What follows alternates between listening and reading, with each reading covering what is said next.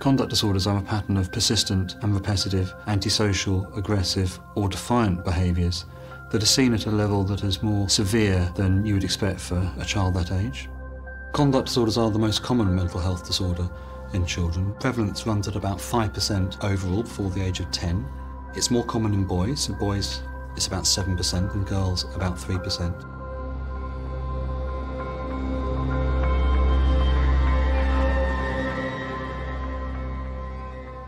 The most common type of conduct disorder in primary school age children is called oppositional defiant disorder.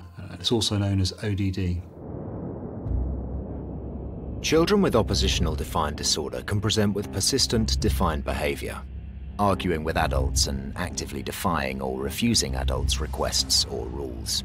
They may seem spiteful or vindictive, touchy and easily annoyed by others. Severe temper tantrums might be frequent, and children may generally seem angry or resentful. They may deliberately annoy other people and blame others for their own mistakes or misbehaviour.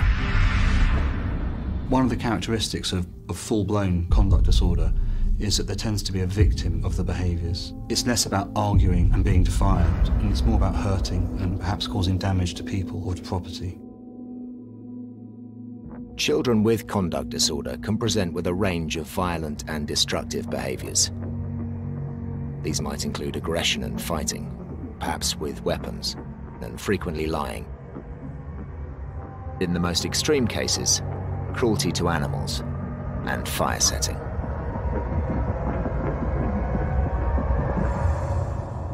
One distinction that we sometimes make is between socialised and unsocialised conduct disorder. The difference with the socialised conduct disorder is that the child maintains good social relationships. They may even do some of the behaviours with other children. Probably more worrying is the unsocialised child with conduct problems who doesn't have peer relationships, isn't very good at social interactions, and they are more solitary committing these types of behaviours. An interesting distinction we sometimes make with children with conduct disorder is in terms of whether they have lower levels of guilt and remorse about their actions. And it's very important to think about this because it can predict a more severe and enduring form of conduct problem.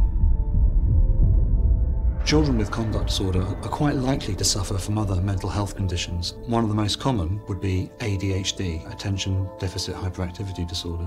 A significant minority of children with conduct disorder will suffer from a depressive or anxiety disorder as well. And these disorders are often missed because of the focus on the behavioural problems.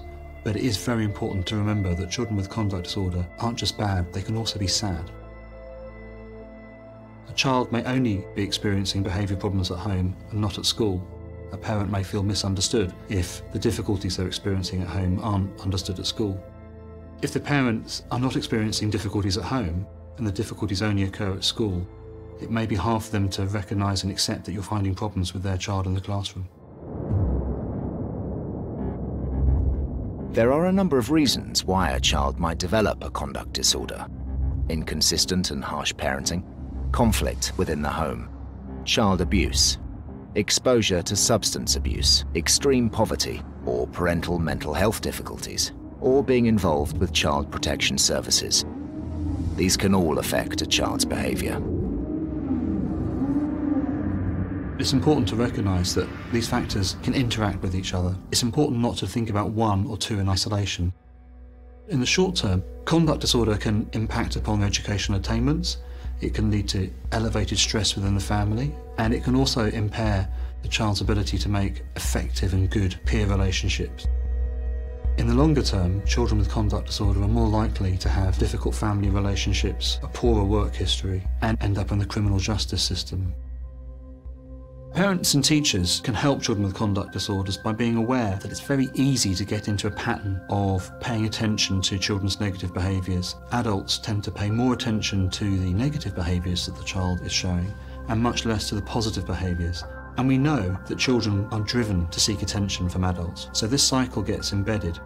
You should think about making a referral to mental health services for conduct disorder if the child's behaviour in the classroom is really quite different to other children. Bear in mind that many children will show these behaviours from time to time. The key thing is to notice when they become a significant problem for the child's learning or with their interactions with their friends and peers.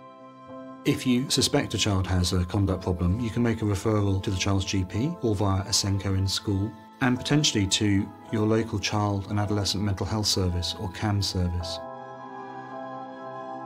Many children show challenging behaviour at times, but when this becomes much more frequent and severe than other children their age, or it's having a big impact on your household, or on the child's ability to engage in education or make and keep friendships, then it is time to seek help.